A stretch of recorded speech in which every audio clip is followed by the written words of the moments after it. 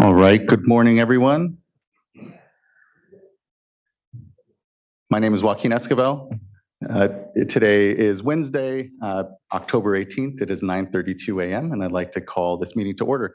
I'd like to begin by introducing my fellow board colleagues. With me here today is Vice Chair Doreen Diadamo and Board Member Nicole Morgan, and virtually joining us is Board Member Sean McGuire. Here with us today as well is Eileen Sobek, our Executive Director, our Chief Deputy Eric Oppenheimer will be joining us, and Michael Loffer, our Chief Counsel, is here with us. Additionally, we have our Clerk of the Board, Courtney Tyler, and assisting her today is Emily McShane and Michael Reed. As you can see, this is a hybrid meeting, so we have both in-person and virtual components. If you're joining us virtually, you're either viewing us through our customary webcast at the Cal EPA website or YouTube Live. But if you intend on commenting on today's workshop, you need to be on the Zoom platform. There are instructions on how to do so and a link at the top of our agenda. But if you're having any challenges getting onto the Zoom platform today, you can directly email the clerk of the board at board.clerk@waterboards.ca.gov, and she can help you get onto the platform. Once you are, your camera will be off, you'll be on mute until it is your turn to speak on today's workshop.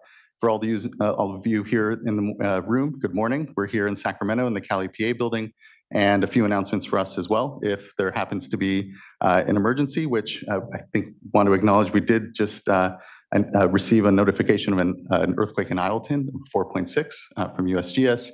But if we happen to have any further emergency, we will calmly file out through the exit doors to Cesar Chavez Plaza and await any further instruction. If you intend on commenting on today's workshop, there is a QR code in the back or a tablet here at the side to be able to sign up. And please do just introduce yourself and any organization you're part of when you come up to the mic. And secondly, please do mute your phones, but if there is an emergency, it'll go past that muting, so no concern there. Lastly, I think we don't have public forum this morning, so we can get straight into our workshop. So thank you everyone for joining us this morning, and I'll kick it over to our folks here.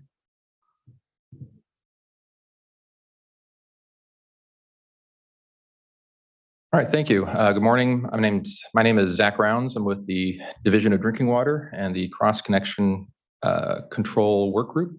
With me today are Nick McGann and Andreas Aguirre, and they'll be giving a brief presentation on the Cross-Connection Control Policy Handbook before we move on to comments. Thank you, Zach. Good morning, everybody. Next slide, please. So I will quickly go over summarizing why we're here today. The current cross-connection control regulations in Title 17 were adopted over 35 years ago, and there have been no major updates or changes to those regulations since then. There have been multiple attempts to update the regulations pertaining to cross-connection, but none have been completed.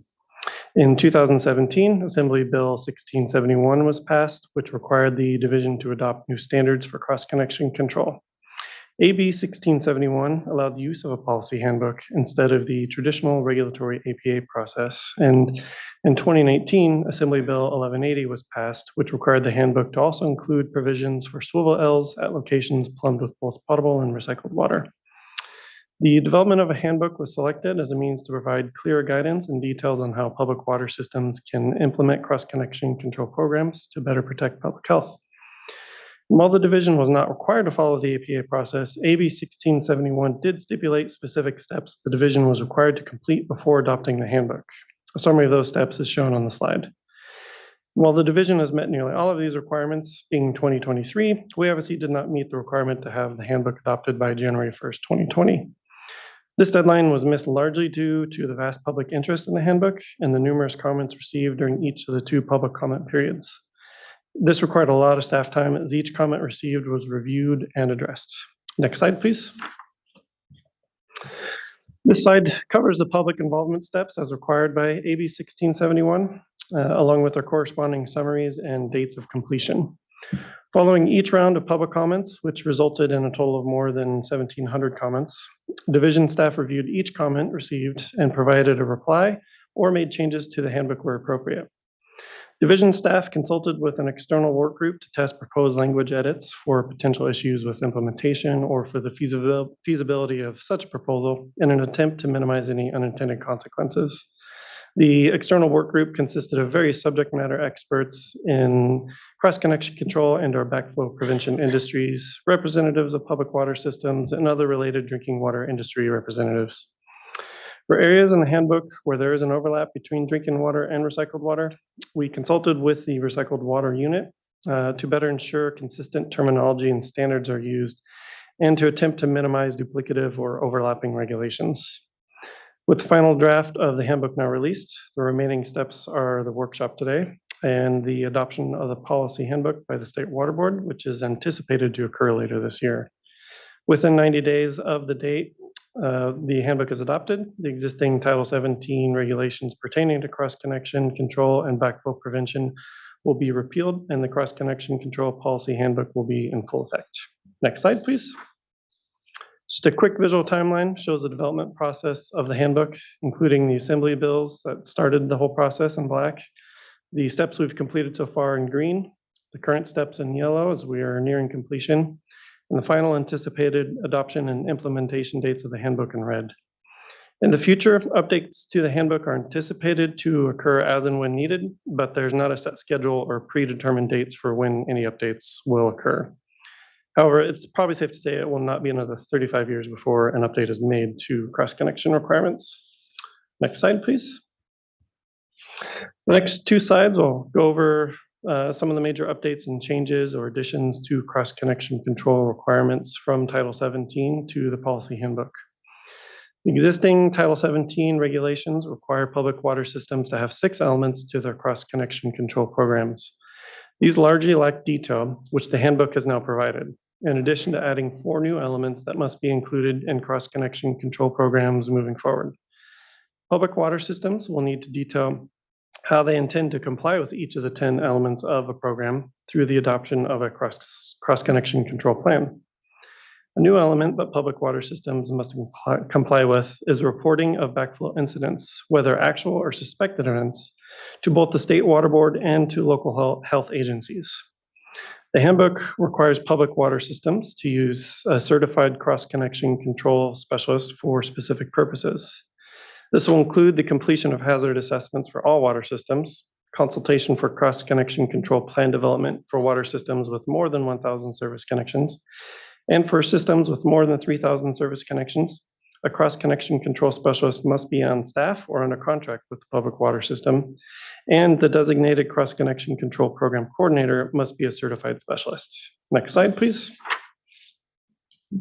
Some other items of interest, in addition to the changes to cross-connection control programs, include ANSI accreditation for organizations that certify backflow prevention assembly testers and or cross-connection control specialists.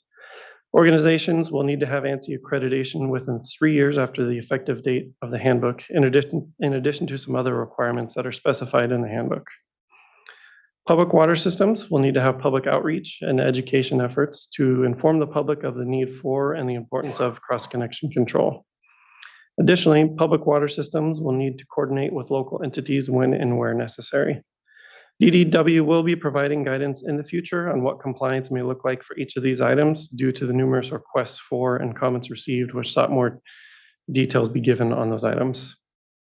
The frequency of hazard assessments has been established in the handbook, but the conditions for and timelines of hazard assessments after an initial assessment is completed will need to be proposed by public water systems in their cross-connection control plan. And finally, the criteria for the installation of backflow preventers has been updated to bring the standards in line with what current industry practice is. With that, I will hand off the remainder of the presentation to Andres. Thank you. As Nick noted, we're expanding. Oh, next slide, please. As Nick noted, we're expanding from 6 to 10 elements required in a cross-connection control program. This is an overview of those changes. The current 6 elements are kept, but more detail is provided and 4 new elements are added. Public water systems are already implementing the 6 elements, and many may already meet the new requirements. We ask that all these elements be discussed in a public water systems cross-connection control plan. on how compliance is maintained. A public water system is still required to have legal authority to implement their program. Surveys are still required, with water systems now asked to provide a proposed frequency and track certain information. Provisions for installation of backflow preventers remains. Some installation criteria has been updated, and we recognize the use of pressure vacuum breakers in some applications. A person to carry out a program, which we call a coordinator, is still needed, and the requirement for the person varies based on system size and complexity. Testing requirements continue, with documentation also needed for air gap installations. For certain activities related to cross-connection, we now specify the use of certified persons for those activities and their requirements. Most public water systems have some form of incident response. We are now asking water systems to document it. A challenge with responding to cross-connection incidents is recognizing when they occur. Studies have found that public water systems that have a program in place are better able to recognize and respond to incidents. Public outreach and education is a new requirement. Water users and the public are also invested in protection of the public water supply. Informing and educating the public can help prevent and identify cross-connections to ensure compliance. The handbook does not have specific requirements on these, as these can vary by system size and need. The requirement to coordinate with local entities recognizes that there are other parties that may be involved in cross-connection, control, and prevention. Public water systems are asked to identify who these may be and how they will ensure the public water supply is maintained safe. Some examples are fire departments using fire hydrants, local plumbing groups, and city building departments. The handbook does not have specific requirements. These again can vary by a public water system size and be tailored to needs and discussed by the public water system in their plan. Next slide, please. The final draft of the handbook incorporates all the changes made following the 2 public comment periods and hearings. This slide goes over the changes since the most recent comment period. The handbook now specifies that public water systems are not responsible for internal protection at users' connections. We received many comments asking that this be made clear. Public water systems can choose to have internal programs, but this is not required. The minimum is protection at the service connection. Auxiliary water supply, the definition now covers non-potable sources which are equipped or can be equipped to the public water system. The emphasis is placed on a specialist and public water system to determine if a water source may pose a risk or not. From comments received, many public water systems ask for flexibility on having to contact a specialist within 1 hour. A public water system can now have a specialist or designee.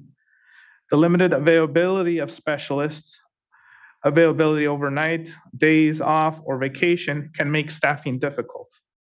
A public water system can have a designee, but must include in their plan who qualifies and their use.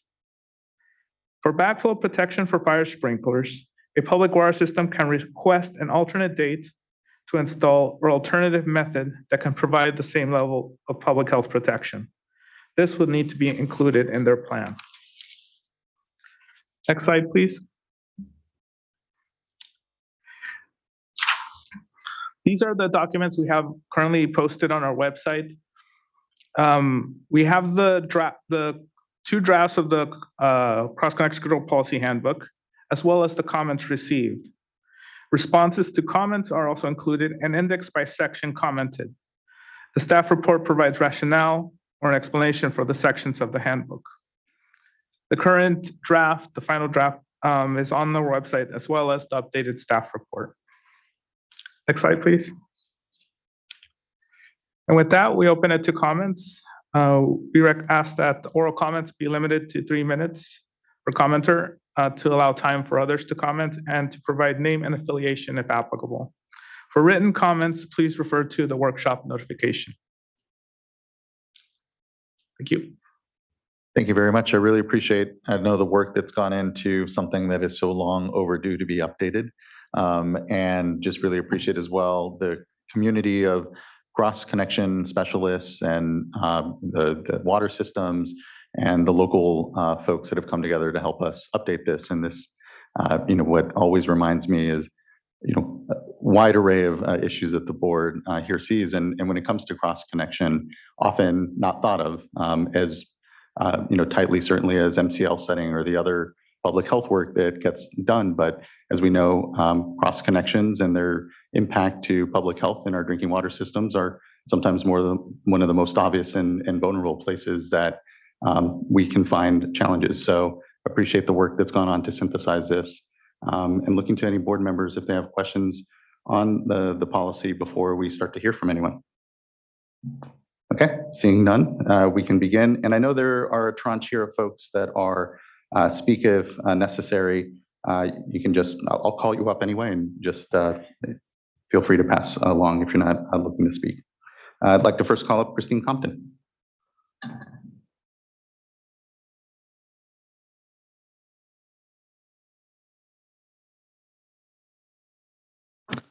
Good morning. Sorry, the mic's cold, so I just need to turn it on top. Thank you. Thanks. Good morning, Christine Compton, Irvine Ranch Water District. I'm the Director of Strategic Communications and Advocacy and the Deputy General Counsel.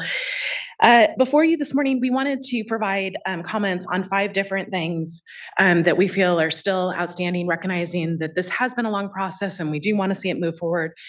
The first is on the 12-month period for adoption of the cross-control plan. With the guidance that your staff is issuing, depending on when that comes out, it will greatly impact what needs to go into the plan.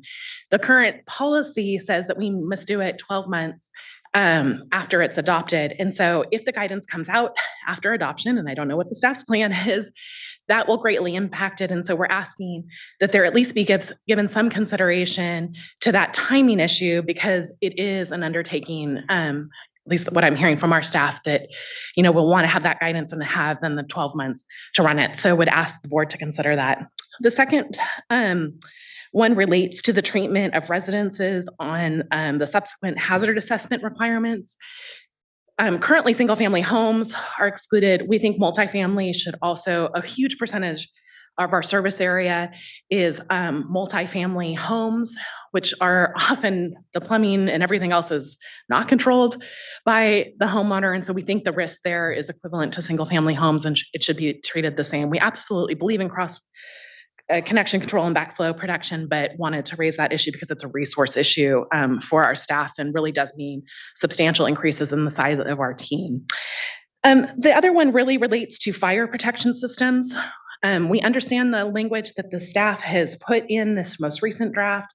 We still have concerns that relate to many properties went in with fire protection before these requirements were in place. And so going back, for example, to all of the single family homes in our service area that have been put in prior to that requirement, we now require it, and asking them to do it in 10 years is a substantial undertaking. There are other properties where the level of protection that's being required for in the policy, there may not be the space for it, there may be cost issues, there may be timing. We know that there's flexibility in what we can propose for alternatives, but we would ask that language also be added to allow for an exception in those cases where it feasibly wouldn't work on the ground or didn't make sense.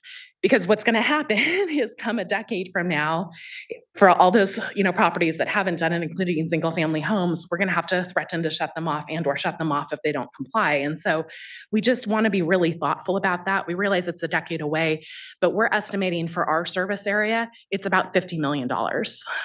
So it's not a small investment that needs to be done. And that's not our costs are separate from that. That's just what we're expecting from our customers.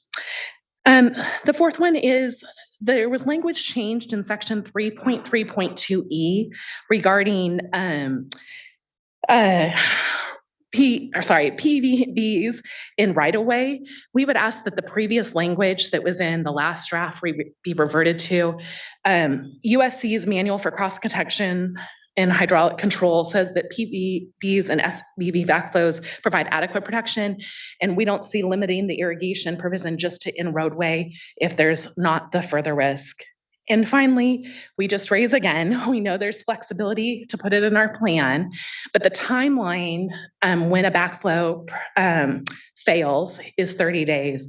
We are just seeing realistically, it's significantly longer to get the parts. And so we just ask that when the guidance is issued on that the staff really recognize the boots on the ground perspective and allow us to put things in the plan that recognize that we're not just sitting around waiting for somebody or whatnot, but it's going to take time, and ask for that flexibility in the guidance so that way we can address it appropriately and have that needed flexibility in our plans.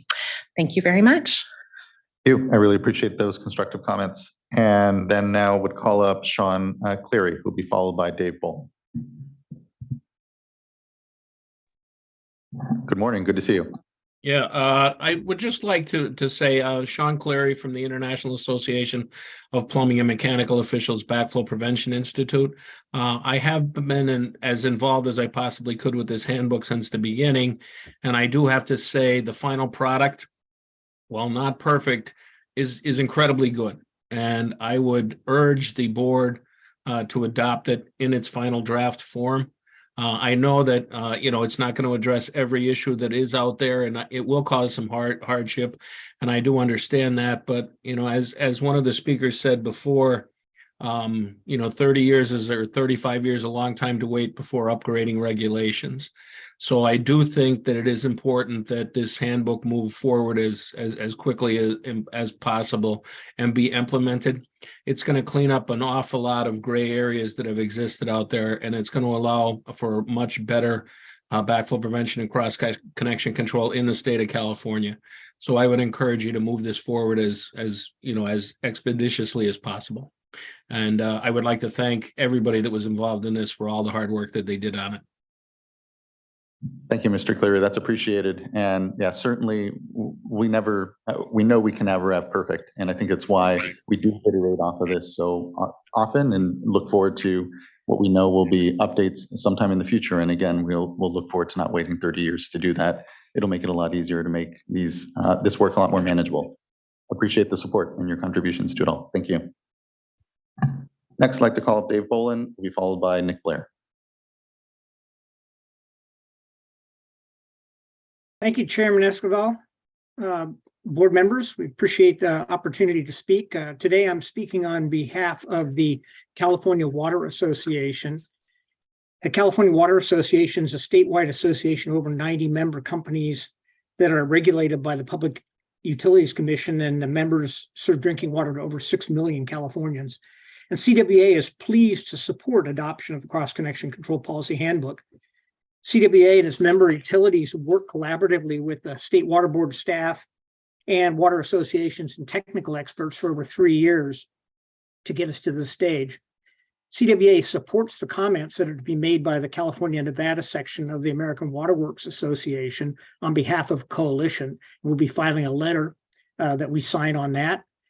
CWA appreciates the State Water Board staff's intentions to work with the Standing Technical Advisory Committee to develop guidance documents and templates for cross-connection control plans and the revisions to the Green Book that may be needed to help implement the handbook requirements. We agree with the Coalition's request that the Water Board commit to a firm timeline to review and approve those plans. CWA members operate public water systems across the state that work with many district offices of the field operations branch. And we would ask that there be a coordination and consistent interpretation and enforcement by each district office for consistency across the state. CWA also wants to underscore the fact that water utilities anticipate significant new costs of compliance in coming years, and this in turn will put pressure on water rates and affordability. For example, and this was brought up by Christine in the previous comment, existing fire services without testable backflow prevention assemblies will require upgrades that may cost up to $30,000 or more per connection under best conditions. And if the required water pressure resulting from the installation of backflow protection requires modifications to fire sprinkler systems or the installation of fire booster pumps, these costs could increase significantly. And these are direct costs to the consumers. But survey and administrative costs will also accrue to the utilities, and these costs will affect water rates. Since many utilities have operated under American Water Works Association recommended practice for backflow prevention and cross-connection control, the M14, To address these deficiencies within water sprinkler systems are being modified, and during remodel, we ask that these be recognized as best practices for implementing the CCCPH. Although we support the public health protections required in the handbook, the associated costs will be a difficult challenge for utilities and our customers. Again, we thank you for all the hard work on this, and we will be submitting written comments as well. Thank you. Thank you, Mr. Bourne. Next, I'd like to call up Nick Blair, who will be followed by Rosario Cortez. Good morning. If possible, could I actually be put after Miss Sue Mossberg? Definitely. We'll come back to you, Mr. Blair. Next, I'd like to call up Rosario Cortez, who will be followed by Lauren Hutch.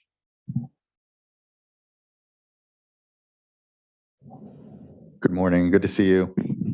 Morning. Every meeting seems to have a alert and regularly. It's a new thing. But anyway, good morning, Mr. Chair, members of the State Water Resources Control Board, Rosario Cortez, Manager of Regulatory Affairs for Water Reuse California.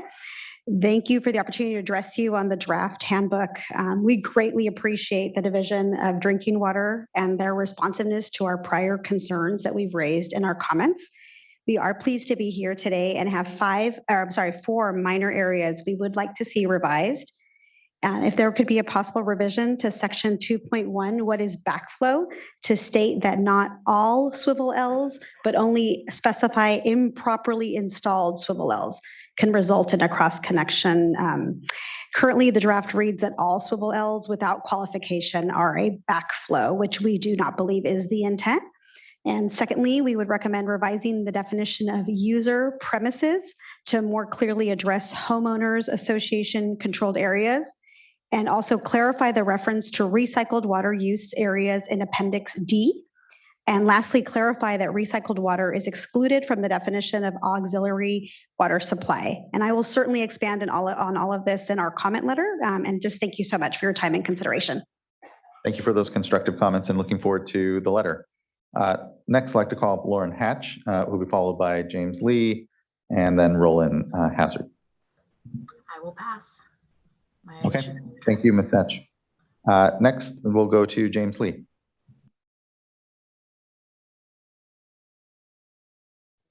Good morning. Thank you for the opportunity. James Lee, Recycle Water Supervisor, Cross-Connection Control with Eastern Municipal Water District. My question is in regard to after the initial survey and a installation of a high hazard backflow protection, RP, is installed and tested at least annually thereafter. Why is there a need to resurvey the property when the distribution system is already protected and verified each time it's tested?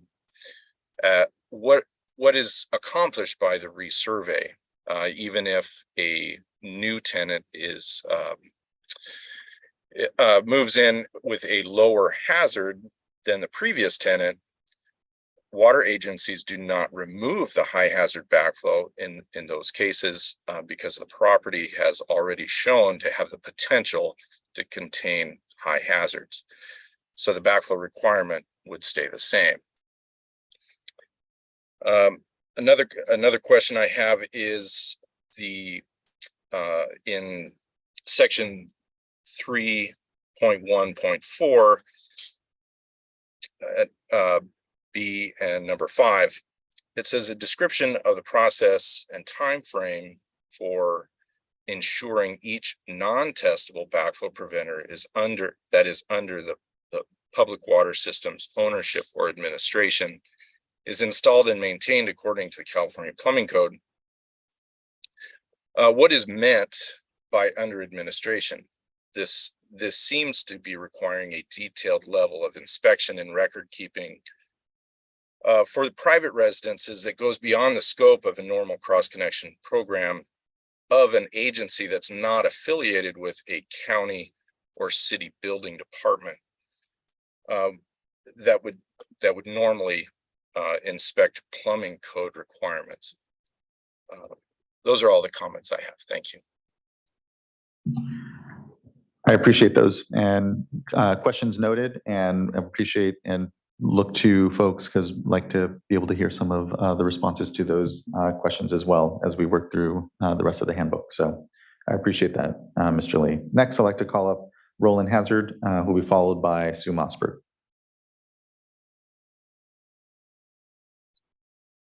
Yeah, thank you, everybody on the board. I just want to take this opportunity to, pretty much thanks everybody for all their help with this new policy handbook that's way overdue. I come more from the private side and would just like some more clarification in the policy handbook regarding certification that across the board in California, we have to have almost like 5 certifications to test. So it would be real nice if we got more clarification, if we can have just 1 certification. And that was pretty much my concern. Thank you. I appreciate those comments and that feedback. Thank you, Mr. Hazard. Next, I'd like to call up Sue Mossberg.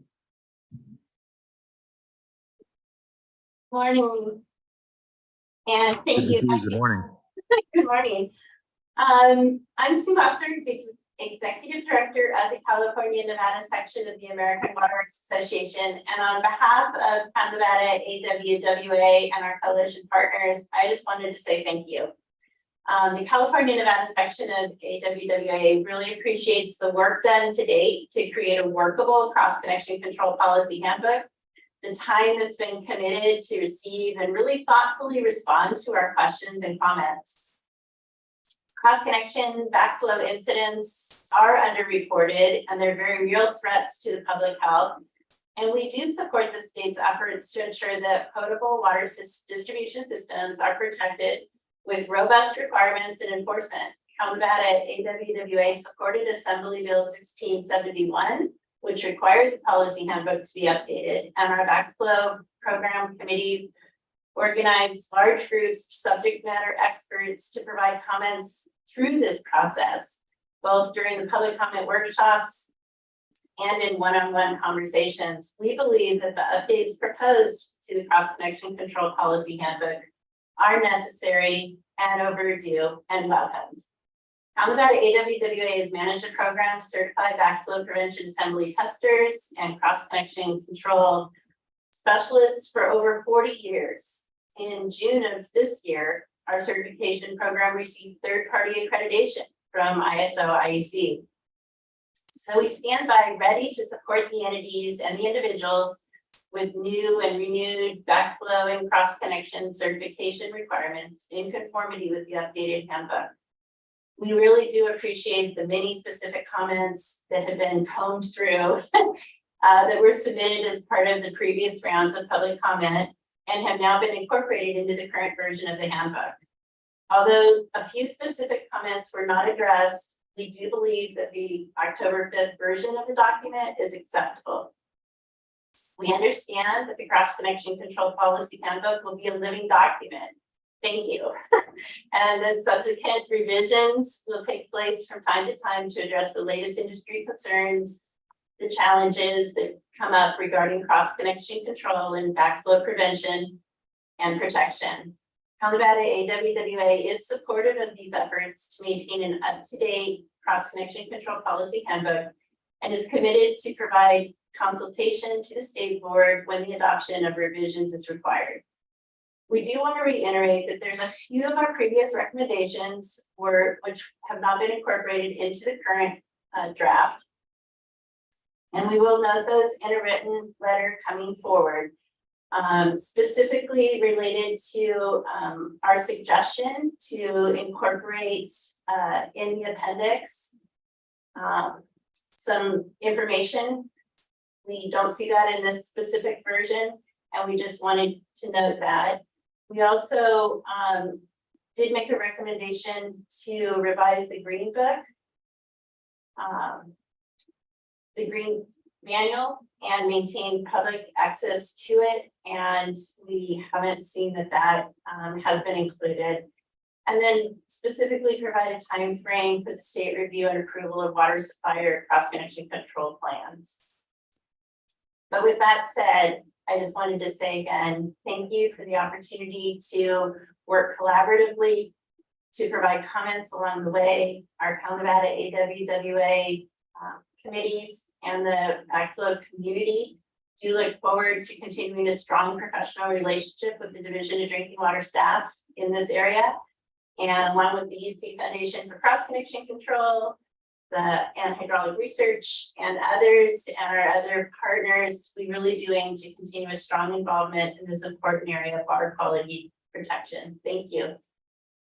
Thank you, Ms. Mossberg. I really appreciate the continued leadership. You know, AWWA's synthesis of all the great technical work that's going on there is just a critical partner for us in all of this. And in that 30-year lapse of not updating necessarily the handbook and this work, it's been great that the community has continued to focus and professionalize it. And we have a moment here to best synthesize all that, and appreciate the comments on additional work that folks are still looking to be done as we come to try to really finalize this and move forward on, like you said, regularly updating therefrom as well.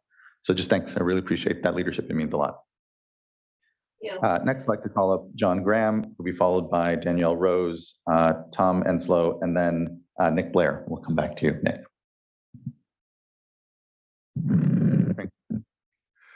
Thank you, board members and staff. John Graham, private contractor and policy consultant. I have over 35 years of experience in the water sector and have had the privilege of working with many of the industry groups over the last 20 years. I have been closely involved in the handbook development process, and I want to acknowledge staff for all their hard work, and the volunteers, and for your commitment to our common goal to address what may be the single greatest risk to distribution system water quality. The common awareness that the policy handbook must be a living document will ensure that the industry and our customers will benefit from current guidance well into the future. The handbook most certainly will create a culture shock within the industry, as you've heard from some of the comments. However, these changes are necessary to protect public health, and I encourage adoption. I challenge you to find a more passionate or opinionated group or sector in the water industry, and staff has done an amazing job of working with those groups, and you could tell by the sheer volume of comments received at every turn just how involved and concerned the industry is. If I could make one change to the policy handbook at this late stage, it would be the addition of a single sentence requiring water suppliers to report information regarding unethical behavior by certified backflow prevention assembly testers. Sadly, some testers perform what is euphemistically referred to as drive-by testing, submitting test reports for assemblies not actually tested. While such conduct is not common, water suppliers do identify these testers as part of their veracity program. Currently, in the absence of a clear regulatory reporting requirement, water suppliers are dissuaded from or even forbidden by legal counsel from reporting this unethical behavior to the certifying body. The concern is that unless it's required to report by regulation, the water supplier could face legal action by the tester.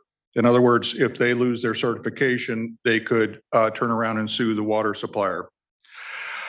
Personally, in one instance, following receipt of passing test reports for 4 assemblies, I was able to obtain video confirmation that field testing had not occurred, along with the tester admitting on camera that they had not tested the assemblies for 2 consecutive years. Based on the aforementioned legal concerns, all that I could do was remove the tester from our resource list. However, there were a dozen or more water suppliers within an hour's drive where this individual continued their quote unquote business. If water suppliers can't report unethical testers, they are not dealt with. Throughout the handbook development process, water suppliers and certifying bodies have made it clear that a reporting requirement is needed in the handbook. That is all our legal teams need, one simple sentence, which will free the water suppliers to forward information to the certifying body. Please help us by adding this requirement to the handbook. And again, my sincere thanks to the staff and volunteers for the work they've done. And mine to you as well. And I really appreciate that. to my mind, very common sense addition that can help continue to professionalize and give faith to this important work. So thank you, Mr. Graham. Next, I'd like to call up Danielle Rose, who will be followed by Tom Enslow, and then last we have Nick Blair. Hello, good morning. My name is Danielle Rose and I represent Carpinteria Valley Water District. We're a small water utility of about 4,500 service connections, and we have 2 backflow specialists on staff. So as a small agency with 2 specialists that are currently certified by AWWA, we just want to emphasize clarification and transparency throughout the process of which agencies are going to be approved for specialists. And we also have many testers who have expressed their concern regarding the approved certification agencies, fearing having to travel multiple hours to certify and recertify at the state level, rather than simply just going to their local county agencies and health departments. Ask that you consider that more certification sites spread throughout the state of California for ease of keeping our testers testing. Also, as a multitude of others have mentioned, there are numerous complications with modifying existing fire sprinkler systems with huge costs to the average residential customer who largely have not been a part of this process. We hope that you will recognize that homeowners may seek legal action due to these major unforeseen expenses and provide timing and flexibility with us getting proper backflow devices on their fire sprinkler systems.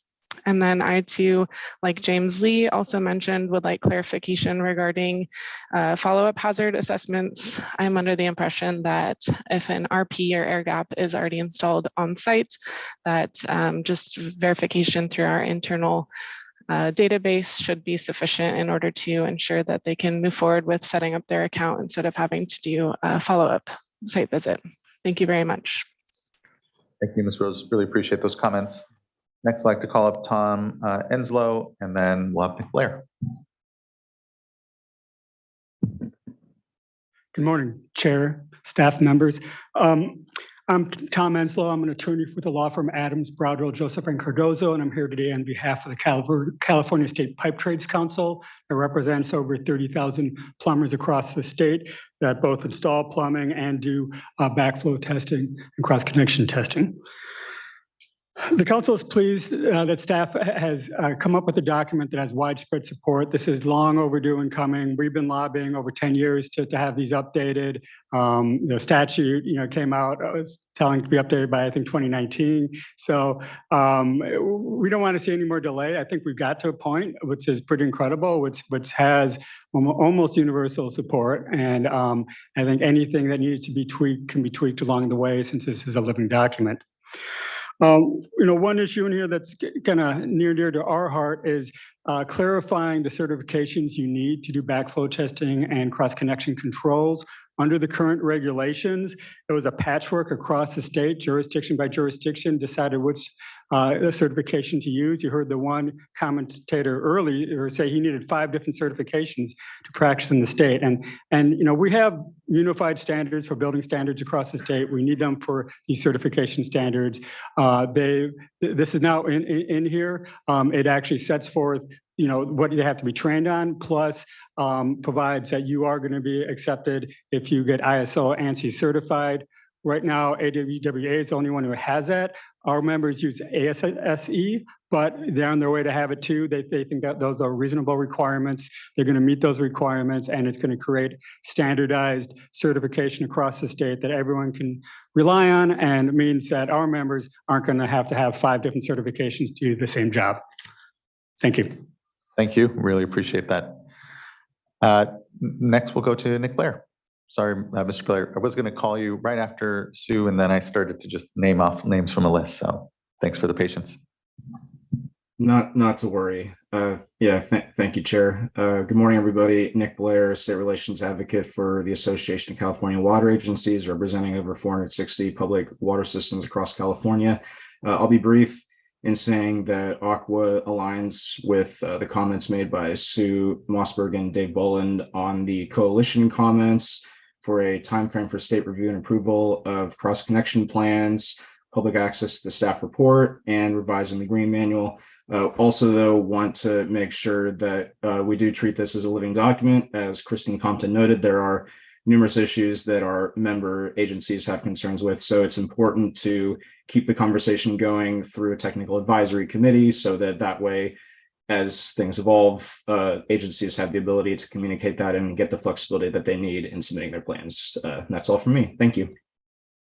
Thank you as well. I really appreciate everyone's comments here, and I think feel general consensus here that we're close. And I know folks will be here taking what we've heard back here, but I know for myself, I just am pleased with. I know there's a lot of work before the board, and seeing just a project like this where yes, it's a bit overdue, but it's been time well spent because of the synthesis and the agreement that we're largely hearing, even though I know there's still concern largely here, it sounds like, from the water agencies and others when it comes to particularly the fire system upgrades that might have to happen because of the updates that we're looking toward here. But when I look at, again, the broad consensus that we generally have, and importantly, the criticality of the work when it comes to protecting public health, I'm just really appreciative of everyone's work on this. Looking to any fellow board colleagues if they have questions or. Chair Esquivel, we do have one additional commenter. Thank you. Yeah, we will have. Thank you. I didn't update my list here, so apologize. We do have one more commenter, by all means. My apologies. My name is Luis Huerta. I am a water professional, and I want to thank the staff for their dedication to this handbook and for allowing water systems to have a tool to implement a unique cross-connection control plan that is supposed to be tailored to the agency's needs. I believe that most of the comments, they overlook the the opportunity that they have to address their own needs and their concerns in their cross-connection control plans. And I think there's a lot of good information that has been presented, and I appreciate Sue Mosberg from AWWA and the opportunity that she has given us to hold workshops and training where we can discuss, all these questions and implementation concerns.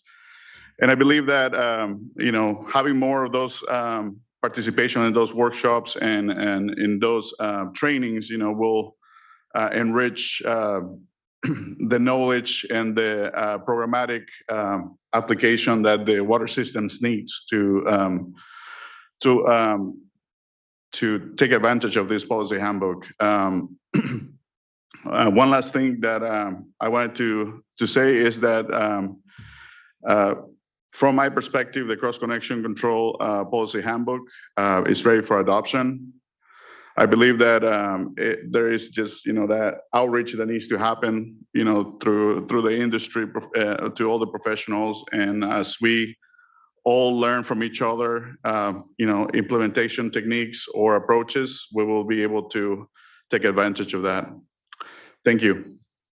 Thank you, Mr. Huerta. I apologize for truncating there and moving off of comment before receiving your comment, and really appreciate your leadership and work amongst all of this. So just thank you very much, and appreciate again everyone's comments to this project. Looking to my fellow board colleagues if they have any questions themselves or comment. Okay. Board Member Morgan or Board Member McGuire? Board Member McGuire. Yes, thank you. I really appreciate all the good work that's been put into this, and I completely concur. It's long overdue to have the handbook updated. So my only question really is to staff, and it's about the request for a little more clarity on the guidance materials and flexibility there about when the guidance might be provided. Some of the feedback we heard about the cross-connection plan that would be required within 12 months of adoption of this handbook kind of resonates with me, and if in fact the guidance material won't be available for a while. So I'm hoping to hear a little bit more about that. And then also just the Green Book. A few commenters mentioned the Green Book and a request to update that, and I'm not exactly sure what that is or what that would entail, or if there's any plans to update that material as well. So I'd like to hear a little bit more. Thank you, board member. And I'm not sure if folks have any responses here in the moment, and if not, don't feel like we have to completely answer what will be, I know, a follow-up on the questions that we heard today. And generally though, Vice Chair noted, if there's anything you all want to respond to what you've heard today, feel free to wrap that into it as well. So to respond to I'll start with the Green Book, just a quick background on Andreas and Nick can correct me if I'm going wrong. The Green Book is a sort of historical compilation of policy memos and documents and industry standards documents. The Green Book came out when the 1989 cross-connection regulations were adopted. It was a guidance that for some areas that couldn't be included in the regulations. It included some policy and other guidance. There is guidance planned for this handbook that's to be developed. I was trying to unmute. So in a sense, the answer to the Green Book question and the guidance document question is sort of the same, in that it is our intent to, once we get the handbook adopted, we're going to transition, and with consultation really with our the industry that experts we've been working with, to, if not build a new Green Book or to revise the Green Book, to provide guidance that meets that same intent, so to speak. The Green Book is just sort of shorthand for a guidance compilation. Thank you. Okay. That's appreciated. Yeah, thank you. Yeah, thanks. I appreciate that. And I also appreciate how complicated this is. And I know it's taken many years just to get to this point of being close to adoption of the handbook. So just as we're thinking through the sequencing, right? How long might it take you reasonably to update these documents, to prepare the guidance materials, and then thinking through how much time would that leave the water suppliers that would then have to develop the plan, the cross-connection control plan after that. Right now I think we're giving them a 12-month window. So I would just maybe at a later time like to think and better understand the schedule and the sequencing and how all this might fit together. But thank you for your work on this. Thank you, board member. Member Morgan. I'll just say, thank you. I know it's been a long road to get to today, and I want to thank everyone for the continued collaboration, the previous workshops, and just working together to get the handbook to where it is today. I think that with that collaboration, we've gotten to a place where everyone, from what the comments today, seems that there's majority, it's agreement of we're in a good place. There's a couple of questions that are remaining that will come in through the comment letters, and so I'm interested in seeing those, and just perhaps just that correspondence back of the clarification of the questions that do remain. And so board member McGuire brought up one, and then just the another one that stood out to me was just the if there's already documentation that there is there's the RP gap already on site, can they just verify that, or do they have to go out and do like a site inspection? So I'm assuming like a lot of those questions will be answered through the guidance and through additional, and so just clarifying and getting that communication to where there's understanding of how they can achieve the intent with just streamlining that and making sure that we can implement the handbook the most efficient way. So again, thank you guys. I think just great work at getting us to today. I know it's been a long road, and there's a lot of work that's gone into getting this. So I just want to recognize all the work that's gone into this. Thank you. Thank you, board member, and just appreciate again everyone's participation in what has been a long process, but looking forward to getting this across the finish line. there's nothing further from everyone, we can close out then the workshop in this item and appreciate again the participation. That actually then will bring us to the end of our board meeting generally. We will not have closed session. Our next board meeting will be November 7th and 8th. And just appreciate the last 2 days here with everyone. We'll see you all in 2 weeks. Until then, this meeting is now adjourned. Thank you.